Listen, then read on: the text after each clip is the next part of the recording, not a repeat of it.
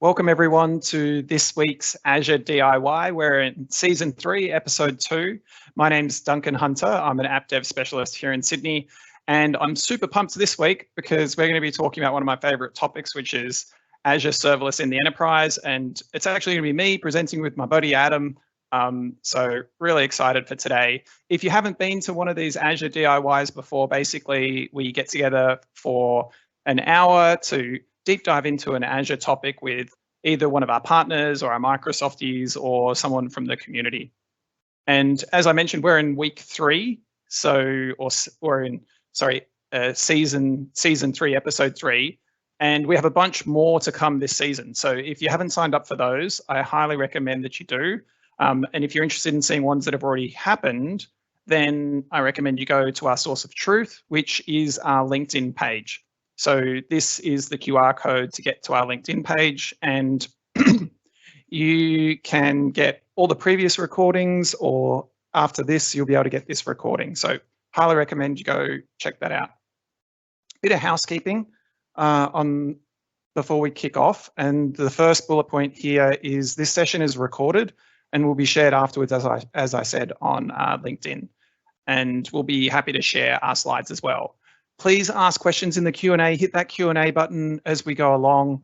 Ask your questions. We'll have some of our team answer them as we go, but we'll save a bunch for the end. So we'll try and have about 10 minutes for an open discussion at the end of today. So we also usually kick off with a couple of Azure updates. And this gets harder and harder every week as we kind of get through the series, as we get through these are only what's happened since last week. But one really cool thing this week is that Azure FrontDoor has a new standard and premium feature or SKU now in public preview. I'm not going to steal Adam's thunder because we're going to talk about that as part of our session today, but that's some big news. And next week we have Ignite. It's going to be fully online. It's going to be awesome as always. And there's actually some huge announcements around some of the stuff we're talking about today. So this page will be full up of stuff and worth checking out for the next one.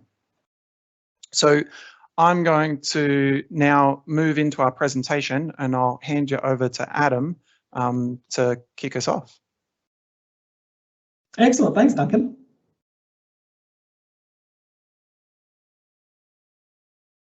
Look, I just wanted to see if this resonates with anyone. You've learned about serverless and you've done some proof of concepts. You get a new project and it feels like a great fit. You're super excited. You book a meeting with the architecture team, IT and security, and you explain how great serverless is. It scales infinitely, it has per second billing and no resting cost. High availability and disaster recovery is simple. Logic apps are going to remove the need for writing integrations and you're going to be so much more productive. But as you're doing your explanation, you realise that you're getting blank stares. The reason this conversation doesn't go so well is that often the person on the other side of the table has different priorities to you as a developer. Their priority might be uptime or security or ongoing maintenance. They might be thinking something like, if all this stuff is internet facing and anyone can hit that endpoint, I'm not really okay with that risk. Or how am I going to monitor and secure this thing? It sounds like a lot of small pieces. That'll be a lot of work. Well, commonly they're concerned that their business as usual work already has them at capacity, and this sounds like a lot of new things to learn. We hear about this all the time. What these meetings often end up with is a plan that, because of the short time frame, let's just do it the old way. Contrast this with a dev who comes into the meeting and says, this workload is really event-driven, so we're going to use a serverless programming model.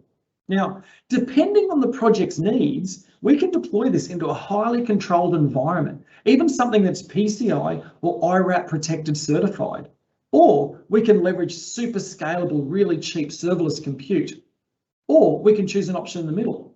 Can we get together to find the right balance of control, scale, and costs for this particular project?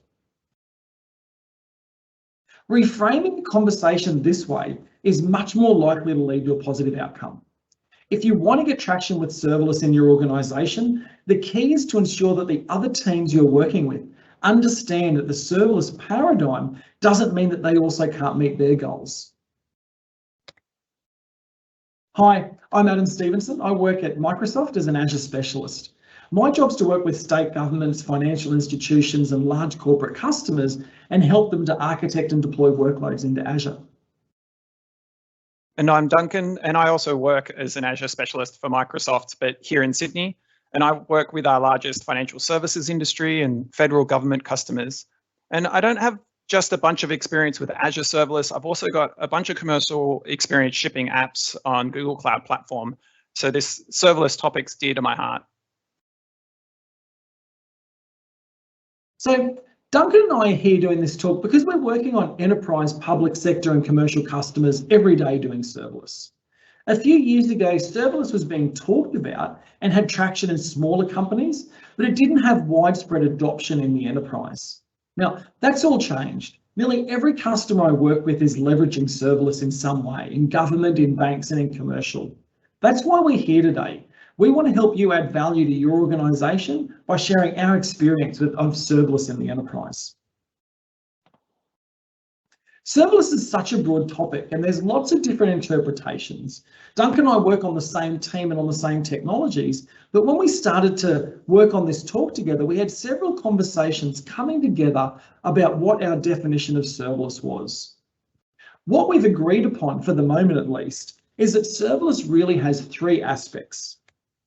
The first relates to an event-driven programming model. The second relates to a hosting abstraction where the developer doesn't need to worry about the underlying compute that their code is executing upon. And the third is that you only pay for what you use. But the part we discussed the most is pricing, because for me, I feel that for something to be serverless, you should only pay for the amount of compute or time a service is actually running. To me, a classic Azure PaaS service, like an Azure app service to run a normal API or web app on, is not serverless because it's billed hourly and can only be it can't be turned off and can't be scaled to zero. So yes, you don't have to manage the servers, but you do have to pay for it constantly, regardless of if it's doing anything. So I've got some colleagues who just call everything Azure PaaS serverless, and I really cringe. But I feel like the community definition of serverless is shifting. So for example, work has already begun on a scale to zero tier for Azure App Service plans inspired by other serverless services that we now have scale to zero options like SQL DB or Cosmos DB, and of course, Azure Functions. So I'm guessing this trend to just call everything PaaS serverless will continue. But what's interesting to me is we're seeing a lot more PaaS services have a scale to zero or a serverless option. Look, I think I find it really interesting to challenge people with this. You know, we all accept that an Azure function running on serverless compute is definitely serverless. But if I take an Azure function that's hosted on a Kubernetes cluster or on a virtual machine, is that still serverless? If the developer's working in an event-driven manner and doesn't have to worry about the underlying infrastructure, isn't that serverless? Before we talk about what we're going to cover, I just wanted to call out that this isn't a 101 serverless talk. We aren't going to cover all the benefits of serverless and how to get started. There's many talks covering those topics. What we want to share is what we're seeing in the enterprise, the techniques and patterns that we're seeing every day, and how to be successful with these emerging trends.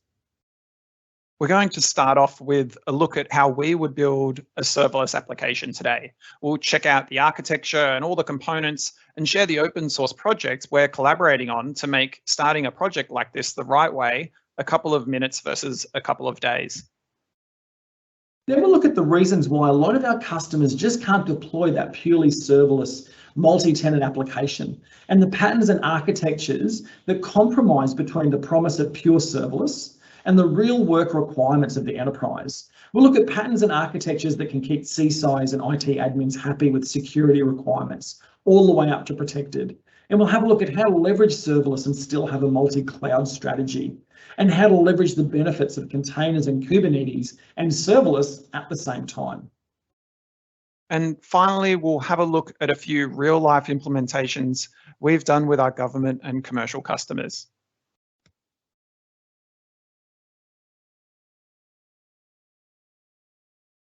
Let's have a look at how we would build the perfect reference serverless application today.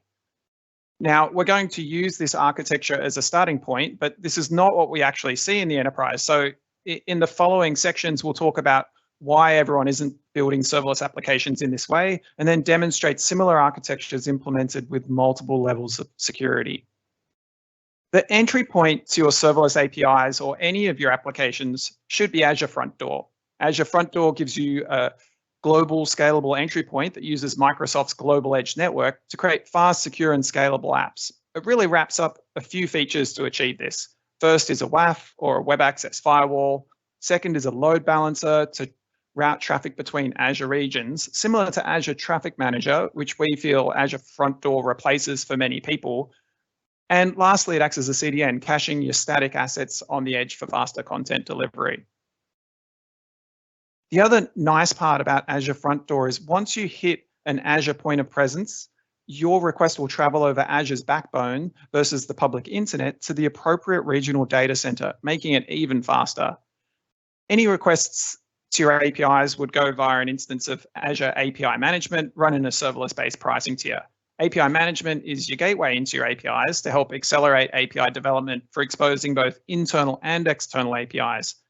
Of course, you can go point to point and expose your APIs individually, but to avoid the chaos of many separate parts, different team processes, security, and how they share their APIs, then API management definitely is a best practice for your serverless workloads. For your APIs, you would leverage Azure Function Apps on a serverless consumption tier, and hot off the press, now in public preview, you can now run Azure Logic Apps on the functions runtime in a function app or even a container. Logic Apps, for those of you who haven't seen it, they're our serverless workflow solution, and they're event-driven like function apps, but rather than write code, you drag and drop logic with a GUI. This is what a HTTP triggered function looks like in C#. They come in lots of languages. You don't really need to read this code. It's just to show you that they're generally small event-driven blocks of code like this that do one thing and be scaled on demand and then scaled to 0, or maybe scaled to just keep one instance warm. This is what the logic apps look like in the new updated designer that can run offline in VS Code. And as I mentioned, they're like functions, but you design them in a GUI, and they're more suited for workflows that connect lots of services together. So there's heaps of different ways you can run Azure Functions, such as in a pure serverless consumption plan, on an app service where you would normally host a web app in a PaaS style, an app service environment, which is like an app service plan, but with dedicated resources and complete network isolation, on-premise with Azure Stack hardware, or even in Kubernetes on your servers or in any cloud or on-premise, and also on physical devices with Azure IoT Edge. So we joke that serverless doesn't mean that there's no servers, but you just don't have to manage them. But as you can see from this list, this is changing. And now you can run functions on the servers that you do manage. So I think we're seeing more and more desire to host your own functions to leverage the power of this event-driven programming model to make it simpler to scale apps, and also encouraging making microservices over modern.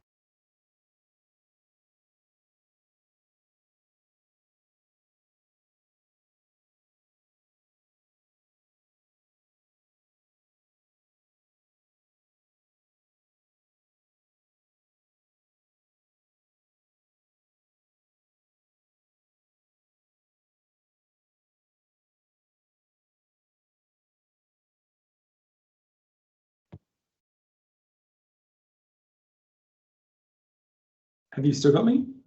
We do. Do you want to, Adam? Do you want to jump on? I think we've lost Duncan.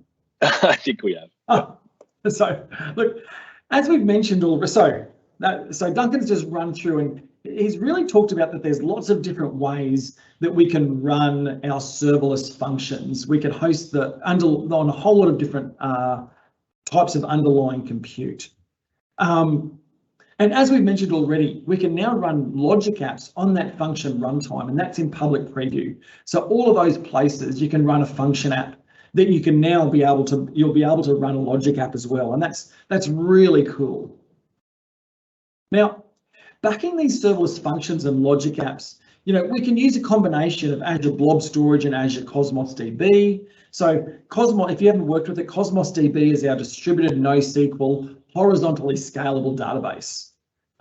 That basically means it's a modern and fast multi-region database. And currently it has a serverless pricing tier in public preview for the SQL API, and soon other query APIs like MongoDB. So this combination of Azure Blob Storage for static assets and Cosmos DB for querying more complex data will cover most of your data and storage needs.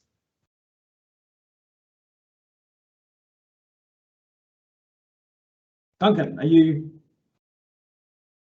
So Cosmos DB has been designed to be globally distributed and makes it easy to geo-replicate data across regions. We'll often use API management. So API management functions and logic apps also all have a consumption-based tier that makes them not only ideal choices for event-driven serverless setups like this, it makes deploying to multiple regions easier when you're only paying for what you use, as it doesn't matter how many regions you have it deployed into. So it's trivial to run an active-active model to achieve high availability and fast disaster recovery. It also allows the same ease and cost savings deploying across all of your environments, spanning from dev to pre-prod to prod, and for blue-green deployments to gradually roll out changes to your APIs. Now, of course, for good measure, we throw in Azure Monitor on the bottom left here. We have to have good observability across our digital estate. We're going to use Key Vault for security, for securely storing all of our secrets and keys and certificates. We're going to use GitHub for our repositories, CI/CD pipelines and automation, and Azure Active Directory, not only for managing our user authentication and user access to your APIs, but also for development to authentication between services in your backend with managed identity, so you don't have to manage secrets and certificate rotation. Now, I'm going to do a small shameless plug here. Duncan and I are working with some of our partners and members of the Azure community, and we're currently building this architecture, but as an open source serverless starter with some of our partners. So if you're interested, please join us in helping to build out this starter. The idea is that you'll be able to stand up this architecture in minutes instead of in a longer time it would take if you were going to start it from build it from scratch. So this is super awesome and best practice, but there's one main thing here that's missing, which we see almost all of our enterprise customers require, rightly or wrongly.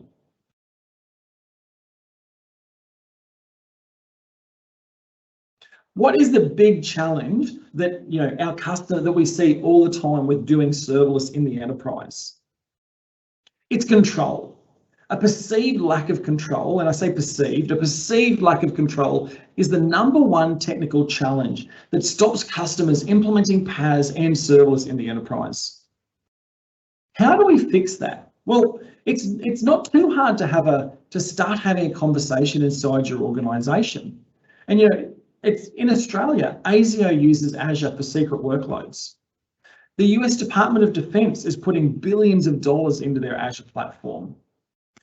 We've got docs on how to build web applications up to an Australian Signals Directorate IRAP protected approved architecture.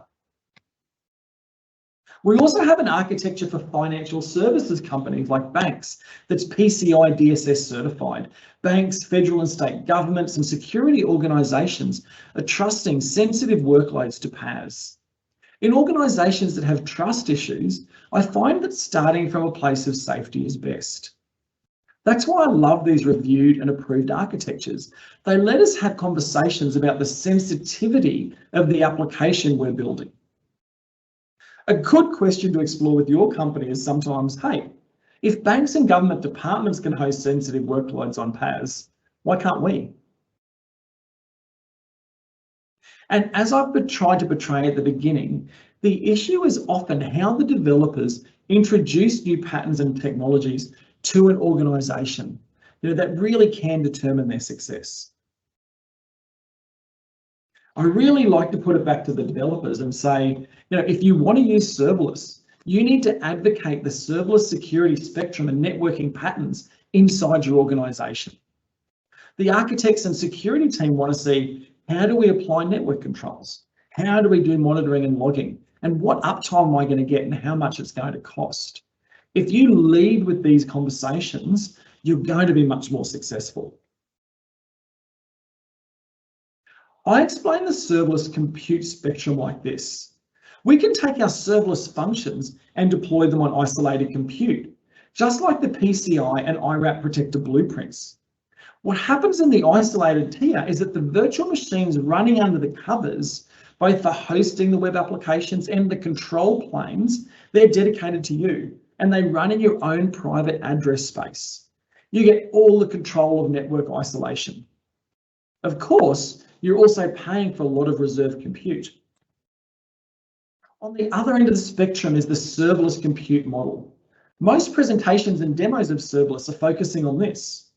You're running functions on the consumption plan. You're only paying for what you use. You don't have any resting cost. You can scale almost infinitely and deploy with agility and flexibility. But you're getting pushback because every Azure function and logic app has a public URL and IP address, which even though it's secured using authentication and authorization, it's raising the hair on the backs of security professionals. Where I'm with you is helping you with the technologies that land you here in the middle ground and give you the best of both worlds. If we use Azure Premium functions, we get a few great benefits. We avoid the cold start issue of serverless. We get more proactive scaling and we get additional networking capabilities. These networking capabilities allow us to lock down all access via the web or public IP address to our services.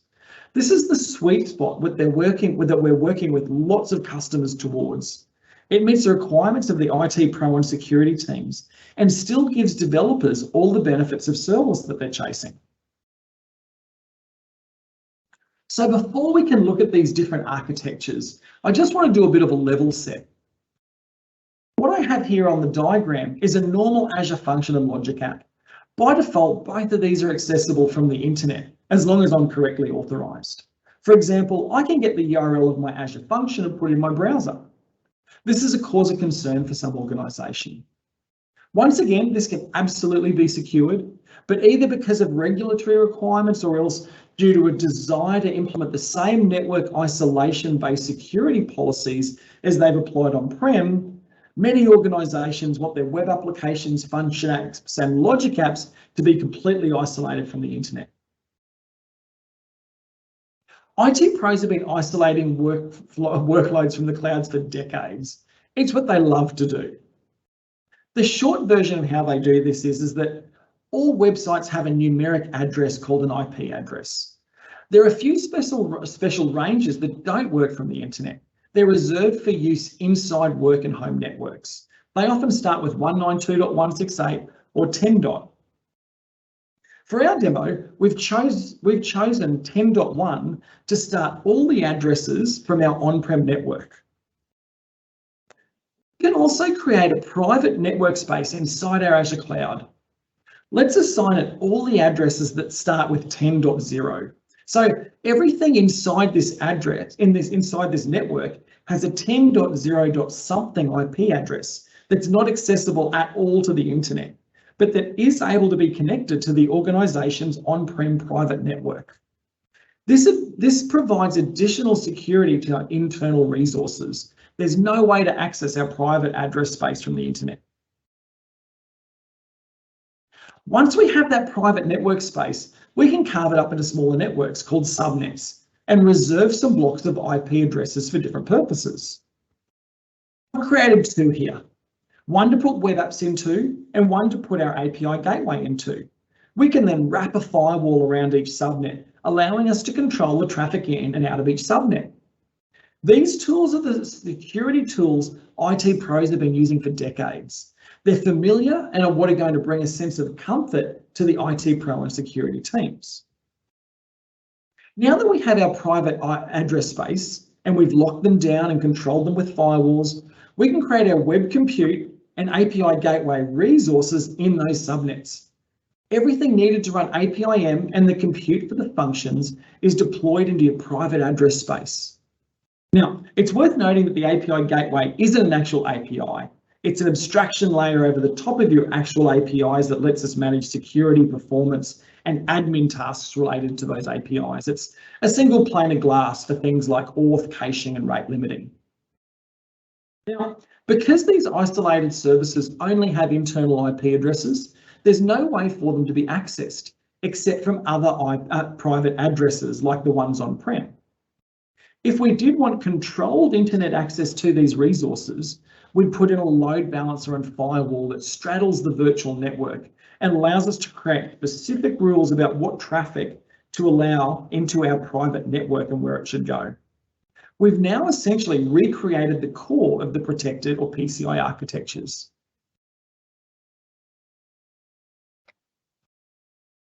What we're missing from our diagram, however, is our data stores.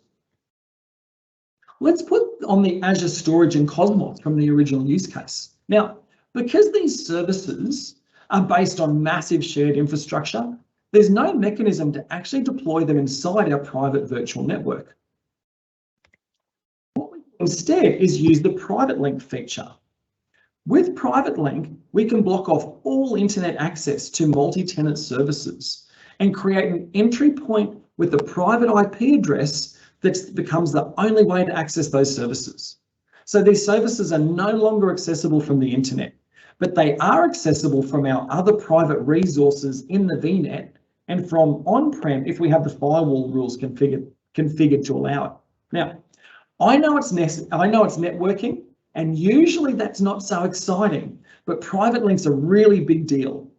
It's the feature that allows us to talk to the security teams and explain that we can have network isolation of our public PaaS services. It's absolutely key to enabling service in the enterprise. This is the solution that lots of our customers start with. It gives them enough control and security to enable nearly any organisation. But it's more complex to deploy and costs a lot more than our serverless compute. The conversation we're having with many customers is how to move their web applications, functions, and logic apps out of that private network and instead run them as multi-tenant services, but still have great network control.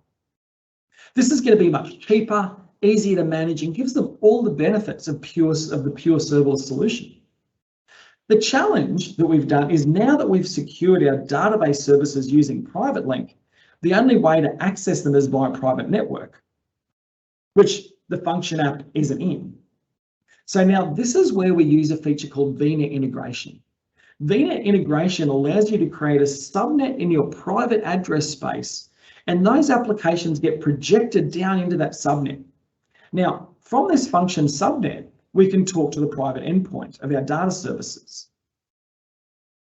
So now our function app can go through our function subnet to talk to the private endpoints, to talk to our public data services that are all locked down.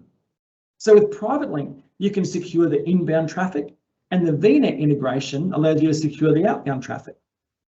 Now, can anyone see anything that someone who cared about networking security might raise as a concern? Should wait to see if anyone types it in and gets it right. Yeah. So we've used VNet integration to allow the functions to talk to the data services, but we haven't locked them down yet. They're still in the public address space and they're still accessible from the internet. What I've done here is that I've isolated the Azure functions also using private endpoints. So our API gateway is in the private address space now, and it can talk to the private endpoints for the functions, and then the functions use VNet integration to talk back to the private endpoints for the data services. We have the best of both worlds. We're using multi-tenant serverless compute and storage, getting all the cost and scaling benefits, and we're ensuring network isolation as well. The other key challenge we hear from enterprises against running serverless is that it locks them onto a single cloud platform. Customers that are looking to stay cloud agnostic and avoid vendor lock-in are focusing on building cloud platforms based on containers. Azure Container Instances are a pure serverless mechanism for running containers. It's amazing how easy they are. To create a serverless container, you just use the AZ container create command.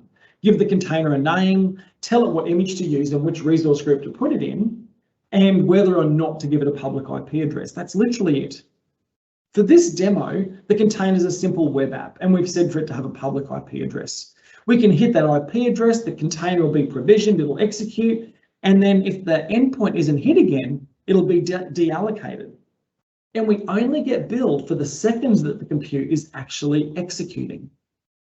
Of course, that container we executed could have been any container, including an Azure function or a function running a logic app in it. Now, while this is very cool, the reality is that most container workloads are going to need to interact with other containers, and a container orchestration platform is going to be required to manage those containers. And of course, that brings us to AKS. Of course, Kubernetes is the de facto platform standard now for container orchestration, and all the cloud providers have a PaaS Kubernetes platform. So just like how we can run Azure Functions on Azure Container Instances, we can also run Azure Functions in our Kubernetes clusters. This means we can use our serverless programming model in our container orchestrator. Where things get really interesting though, is when you put Kubernetes together with Azure Container Instances. Each of the nodes in this cluster are virtual machines under the covers. What's really cool is that we can create a Kubernetes node that's just comprised of Azure Container Instances. This means that this node has no resting cost, but when we put it under load, it'll scale almost infinitely. We then connect it to our cluster using the ACI connector, which is powered by our open source virtual kubelet technology. This means we can run Azure Functions, not just in our standard Kubernetes nodes, but run the serverless programming of Azure Functions on the Serverless Container Compute engine of Azure Container Instances. Bringing that into our architecture diagram, this means that we get the benefits of running functions in our Kubernetes cluster on a private network and also leveraging the virtual node technology using ACI that can also run in the VNet. Now, this has massive potential for customers. They can leverage the serverless programming models of functions and logic apps, deploy them into a private network environment, and still enjoy the benefits of zero resting cost, infinite scale, and infinite scaling serverless compute. It sounds too good to be true, and it kind of is. The issue is that with Kubernetes is that customers always underestimate its complexity and the need to have a team of experts to manage the Kubernetes platform. So don't let your organization work out how to do Kubernetes. If you want to be successful, you've got to get someone in who's done it before. And I'll talk more about this when we get to the customer examples, which is a great segue into our next section. And I'm back, Adam. Thanks for that. I'm glad we're running in an active fashion to Brisbane and Sydney. Fail over to you. That was excellent. Nice. So we've been getting a bunch of questions about premium functions, and we're just about to get into that now. But just to reiterate those questions, yes, if you're going to use private endpoints, you do need to be using premium functions to access that feature. But we're going to jump into that section now, talking about we've looked at a bunch of perfect, like pure serverless reference architectures for building an API on Azure, and discuss the network isolation challenges that stop some of our customers from doing this in a kind of pure serverless way. We wanted to run through a bunch of case studies of real customers that we've worked with building serverless with Azure. And I mean, this is something people often ask us. They say, we're doing serverless, but you know, what are you seeing? What are other people doing? So we hope you appreciate this section.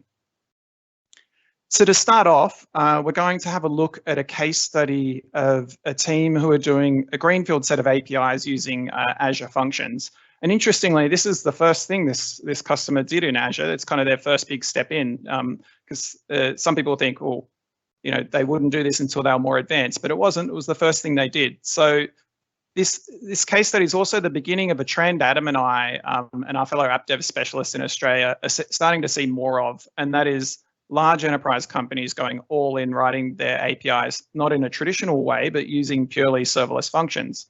And Adam and I work with probably about 20 or 30 enterprise customers each, and would say almost all our customers are using Azure Functions and Logic Apps in one way, shape, or another, especially in integration. But we're definitely seeing a trend of more people writing their APIs as well in functions.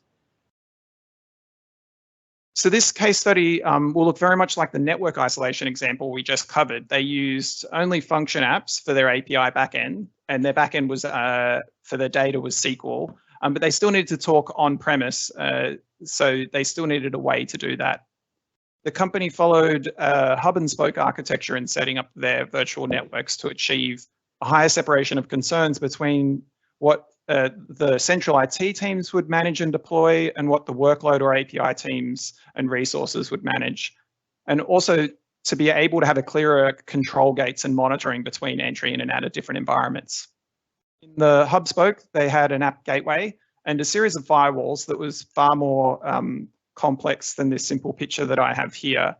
In the spoke VNet, they had a very similar setup to what we just looked at, using a combination of VNet integration with premium functions and private endpoints to communicate between their Azure services. To communicate between the hub and spoke, they used VNet peering, and to talk back on premise, they had ExpressRoute. And the premium functions here, as I mentioned, and we got lots of questions, a really key part here because you need to have the premium functions to be able to access the VNet integration and private endpoints. But the other really key part about premium functions and why there's a cost associated is that you're able to have pre-warmed instances and you can run your apps with no cold starts. And this was a bit of a blocker for some of our customers before to write their mission critical APIs. But in this case, using premium functions means they can avoid those cold starts. The other interesting point here is a lot of these parts are relatively new, with premium functions being only a year and a bit old and private endpoints being only several months old. But I think this combination of network isolation that's cheaper and more easy to do, no cold starts, and serverless in general in the enterprise getting more popular means we're just going to see more and more of this where companies are building their APIs with serverless. Now, the number one serverless scenario that I'm working on with customers is integration. The complaint I hear over and over is that enterprises have been doing point-to-point integration for years and now have integration environments that are incredibly complex, hard to maintain and fragile. The other use case where I get asked for help a lot is with customers who are modernizing big black box integration platforms. In the past, the enterprise service bus was the gold standard of integration. If you're an enterprise, you had to have an ESB. But there are big black boxes that are really, they have big black boxes that are really powerful, and you can put all your APIs in, your workflow logic in, they can manage your external connections. But the challenge with them are the same connections that we've always faced with monoliths. So I'm working with half a dozen customers at any point in time about moving away from these big integration monoliths and onto a modern integration platform that has multiple parts that each do one thing really well. They're able to be developed, deployed, upgraded and scaled independently and cost orders of magnitudes less, both in licensing terms and development and operation costs. This reference architecture integrates enterprise backend systems using message queues and events to decouple services for greater scalability and reliability. It has logic apps to orchestrate workflows and implement no-code integrations. API management is being used for publishing catalogs of HTTP APIs to promote reuse and discoverability. And it has message queues and events to decouple services for greater scalability and reliability. Small, targeted, independent serverless components all work together to form a complete platform. The number one use case for logic apps is enterprise integration. They're the cornerstone of integration. One customer I'm working with is quite typical of these ESB modernizations. They have decades worth of BizTalk services running on lots of old servers on-prem. They also have a modern integration environment in Azure for their new applications, and they're migrating away from BizTalk one service at a time. This isn't uncommon. I'm working with lots of customers to help them move off their expensive big black boxes. It's just a case of taking a thin slice of the services in the ESB, creating the replacement services in API and logic apps, functions, service bus and event grid, and then removing those services from the legacy ESB. On the topic of serverless and integration, I have another case study I'd like to share, as it highlights the shift away from expensive isolated services towards serverless VNet integrated multi-tenant services. And this architecture is heavily based on using logic apps to process requests to do a bunch of transformation of a payload coming from the internet via Azure and then passing it on to different on-premise services. They use Azure Traffic Manager to load balance between Azure regions and an app gateway with a firewall to access to internal and external APIs with API management. It's heavily based on logic apps. They have about 30 logic apps in here to coordinate this workflow and uses an integrated service environment or an ISE, as we've been talking about, to achieve this network isolation. And this ISE basically means it's logic app service that uses dedicated resources and runs separately from the multi-tenant logic app service. In conjunction with using logic apps, they are using a service bus and functions, which is pretty common to see in an integration workflow like this. And to achieve network isolation, they used private endpoints and VNet integration. Now, Service Bus is not on a serverless tier, or it doesn't have a serverless tier, but this customer is not focused on serverless and has no serverless advocate beating the drum, crusading around the office, trying to change everything to serverless. They're just using the best tools for the job, which happen to be a mix of serverless. And to get back on premise, they're also using ExpressRoute. So the flow goes like this. They get a request via API management that triggers a logic app to put a message on the service bus. And then another logic app is polling this service bus for the messages. And when the topic gets a message from the service bus, it transforms the payload in conjunction with some work being done in a function, and then passes that transformed payload to on-premise services. So this is a cool demonstration of enterprise integration using serverless logic apps and functions. But as I mentioned, this ISE is an instance of logic app service that uses dedicated resources and runs separately from multi-tenant logic app service. And this might sound great, but they're thousands of bucks a month, and they're a lot of compute power. And if you don't need that dedicated compute power, like in the case of this customer, you're paying for more resources that you need, and it'll be underutilized. And this is the opposite of serverless in a sense of not being able to scale to zero.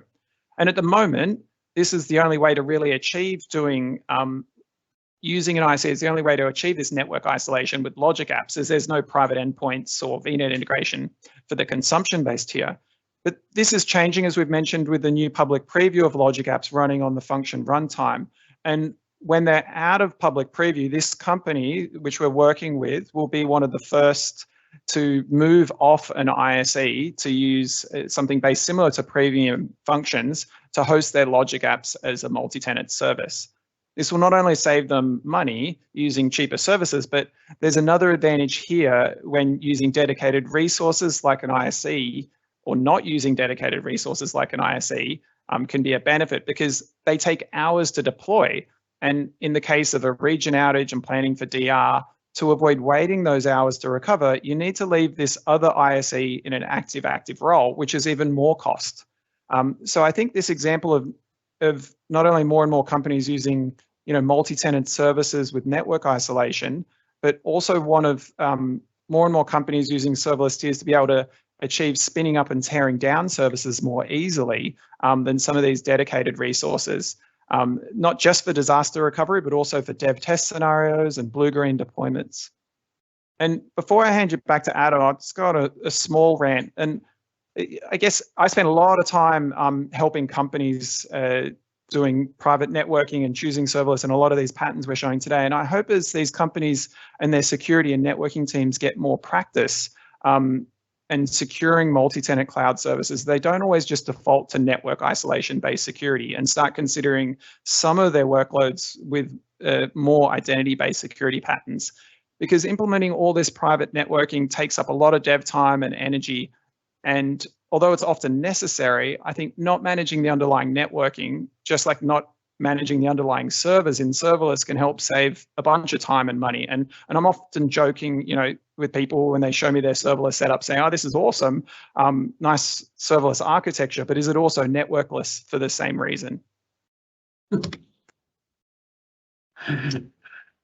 So I want to talk about some Kubernetes case studies and serverless on Kubernetes. I've got really mixed feelings about Kubernetes. My Kubernetes customers are my very best stories and my very worst stories. I've worked with one customer and they said, "I want to do containers and therefore I must do Kubernetes, therefore I must do microservices, so I need a service mesh and I only want to use open source everything and I need. And I felt like the handbrake, constantly telling them to slow it down and simplify, but it didn't work. So the developers all ended up with great resumes, but of course the project wasn't successful. On the other end of the spectrum, I had an education customer who needed to build a system to support thousands of concurrent requests. They had a strong development team. They're already running several core systems on PaaS, but they wanted to improve their developer onboarding time, their DevOps processes, and move towards a microservices architecture. The approach they took was to start building on AKS, but they built the first application using the same core technologies and patterns they were familiar with. They just did it on Kubernetes. They're massively successful. They're in production in 16 weeks after the project kicked off. Then they started to focus on moving towards microservices and incrementally adding cloud native tooling and architectures, including running on Kubernetes. My other interesting Kubernetes story is about a large engineering customer. The CIO had mandated an approach that avoided vendor lock-in, but the architects and developers wanted to get the benefits of serverless. So we worked with them around each technology choice. They used AKS, AKS for Kubernetes was an easy choice for them. They also chose to leverage Azure Functions as their preferred platform, as it fit nicely with what they were trying to achieve. They got the benefits of serverless, but they were running it on their own cloud agnostic Kubernetes cluster. They're using Cosmos DB and SQL Server as their databases, as SQL can be run anywhere. And if they do need to move away from Cosmos, they can switch it out with MongoDB. And now that Logic Apps runs on Functions, they also intend to start leveraging Logic Apps. They've been very, very successful and are up to building about their 9th application on this platform, as well as many integration scenarios. The key to their success was similar to the education organisation. They implemented their changes incrementally and brought in experts who'd done it many times to show them the right way to do things, rather than trying to reinvent the wheel and work it out by themselves. And that's my number one big tip for Kubernetes. Don't try and figure it out by yourself or do it in a big bang. You can get away with that with functions and PaaS as a developer. You can just kind of work it out. But the learning curve on Kubernetes is steep. And on top of the development, Kubernetes really requires a core team to operate the platform, while the developers focus on building the workloads. So wrapping it up, we're just going to have a quick look at what we think's coming next in serverless and Azure. And one of those big things that's coming next, as we've mentioned several times, is Logic Apps coming in the function runtime. It's currently in private preview, but it's a pretty big deal. I think around the private networking and no more expensive ISEs, we're going to see a lot more people using Logic Apps as well as functions for that reason. And in general, I think we're going to just see a lot more serverless tiers from Azure. At the moment, we have a bunch of different serverless tiers across the platform with SQL Server, API management, Logic Apps, functions, Event Grid, and Cosmos DB. But I think we're going to continue to see more options to have, what we call serverless or scale to zero plans. And this is hot off the press. This is only a couple of days old. Earlier in the presentation, when we talked about the isolated compute, and we talked about, putting networks, putting our compute and our API gateways in our virtual networks, we put an app gateway in and to control the ingress of traffic into our private virtual network. There's a great new feature that's come out that's part of FrontDoor. We've now got FrontDoor Premium. And what FrontDoor Premium does is it lets us use Azure FrontDoor and all the benefits of Azure FrontDoor, but rather than needing an app gateway now, FrontDoor Premium supports putting a private endpoint inside your virtual network and talking directly to that. So if you'll be able to go from FrontDoor to a private endpoint that can then talk to your resources in the VNet or even back to your on-prem network. So that's really exciting. It's hot off the press, and watch for more news on that. And I almost put this in a case study. I've got a couple of customers looking at this, but they aren't quite ready to do it yet. You know, everyone's getting into Kubernetes, but lots of vendors are enabling Kubernetes to run on their own on-prem hardware. Now, what this means for customers is their on-prem hardware investments just got the ability to deploy serverless. We can put serverless and functions anywhere where we can have Kubernetes, and we believe we're going to see this more and more. Another part of this story is the management of those on-prem clusters can now be done from the Azure portal, even ones that are in VMware. So Azure Arc lets you attach and configure Kubernetes clusters inside or outside of Azure.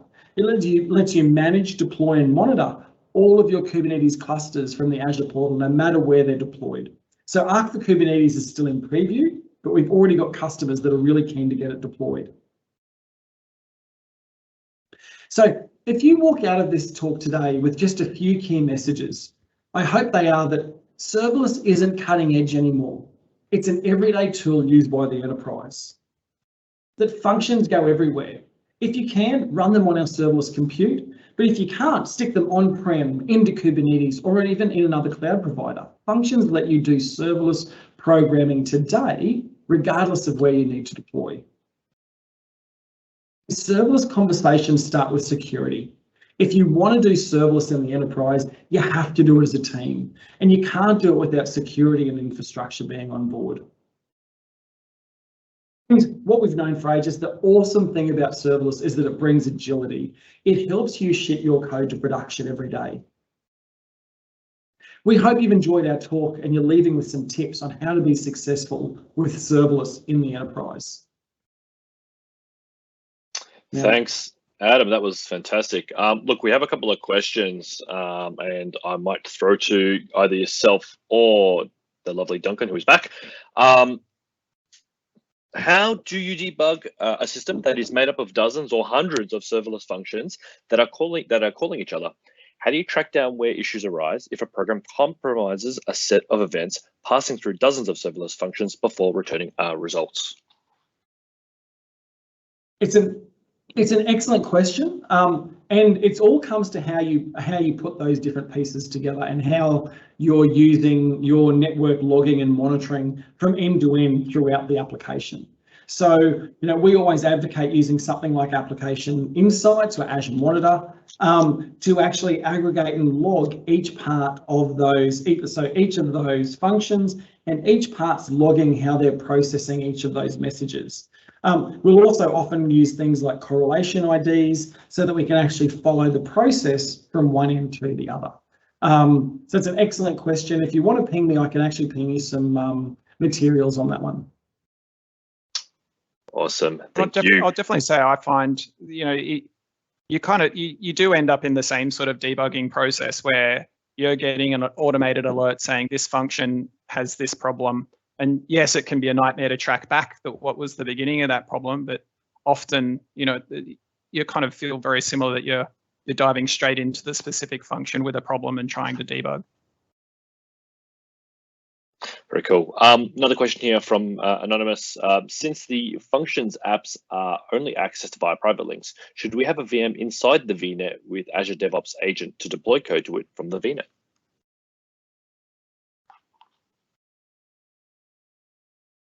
I wasn't actually 100% sure on this question, Adam. Do you know? Maybe I might need to follow up on this. Follow up on that one? Generally, just here, Imran. So generally, when you are turning on the private endpoints, you completely cut off the public connectivity. So anything that wants to connect to the service, it has to be within the VNet. Because remember, when you are running an app service or an app service plan, there are two things. One is the actual app, and the other one is the admin console. They both get cut off. So if you're going to the private endpoint, you have to be within the VNet. Thanks, Imran. Another question here. What is the price difference between having a web app running 24/7 that you pay for with a flat cost for 24/7 versus logic app and functions, which may be called thousands or millions of times per hour? If it's 1 cent per call and you're getting 1 million calls an hour, then it might be more expensive than having a flat rate web app. That is happy to absolutely. Oh, you go for it. Go for it. You go first. I'll add if I need to. That is absolutely a consideration. So you can build an Azure function, and to put in perspective though, you get your first 1 million calls of a function running on our serverless tier. The first 1 million calls are free. Now we find unless you're a large commercial or a large enterprise, 1 million calls a month is a lot. And even when you do, it often works out, very cost beneficial.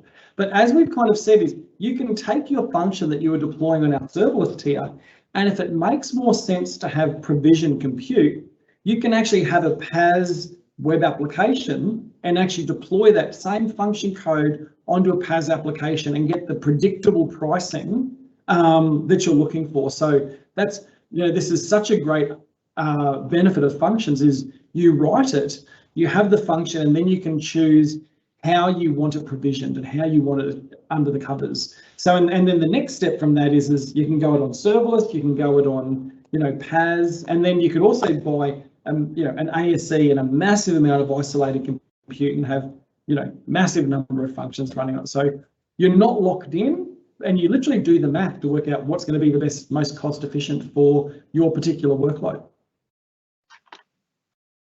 Yeah, I definitely don't think we're saying you should only use functions here, huh?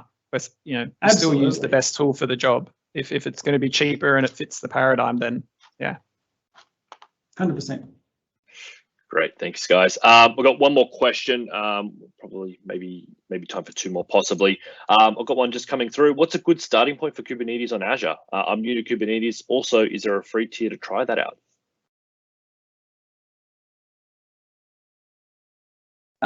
The docs actually have a lot of, there's really good documentation. There's a bunch of good videos, and we haven't really covered those things because there's really good documentation and videos from the team around how to get going with functions on Kubernetes. So if you Google that one and come to the docs, there's a heap of videos and documentation around it. Also check out MS Learn as well. I believe there is some content on MS Learn. Yep, absolutely. Fantastic. I'll just have a quick squeeze if there are any more questions that we haven't touched on. Question about debugging pathways. I think we'll follow that one up in a second. In general, are there any special preferences, costing in particular, between function apps on Premium v2 app services versus function apps Premium? Given either way, we'd be using private link architecture, not ASE or ISE. Do you want me to answer this? Yep. Yeah, go for it, Imran. Cool. You're our special sauce in the background. Scott, that's a very good question. So yes, app services or the premium app service plans, they both offer you the private endpoint connectivity. Between choosing both, the premium app service plans come with some other additional capabilities. That includes the pre-warmed instances that you normally need when you basically, for example, have the cold start, which we probably didn't discuss today, and some other hybrid connectivity as well, which you also can get through the app service plan. But there are some other features on top of app services you get with the premium premium function apps. So there's a bit of a difference, but from private endpoint connectivity, absolutely you can do both. But if you want to have some more features, like I mentioned, hybrid connectivity or the pre-warm instances, go with the premium function app plans. Hope that helps. Fantastic. Well, thanks, Imran. Yeah, Duncan, over to you. So we'll finish up there. Please give us any feedback that you have. We love to always improve these Azure DIYs. We have a lot of fun with them. And so you can scan this QR code here and leave us feedback. Don't forget to check out the recording. Someone asked if we'll share the slides. We're happy to. We'll do that on LinkedIn. And you can get access to this recording there as well. And please join us next week. We'll have another cracking session. Thanks, everyone. Thanks, team.